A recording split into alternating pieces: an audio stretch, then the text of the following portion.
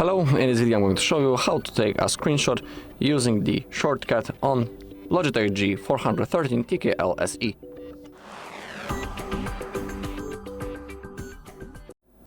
Okay, so all we need to do is to hold the FN button and the insert button. Simply hold the FN and now hit the insert.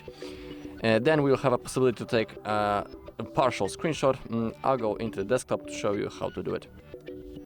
Okay, so hold the FN, hit the insert button, and now we can select the part of the screen that we want to take a screenshot of. In here we have a partial, and here we can select the shape.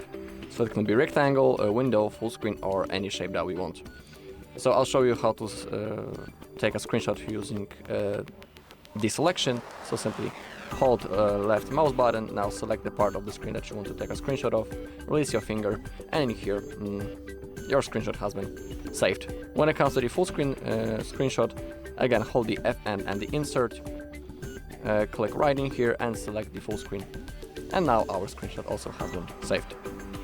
Alright, and that's all in this video. Thank you all for watching. If you found this video helpful, please leave a like, comment and subscribe.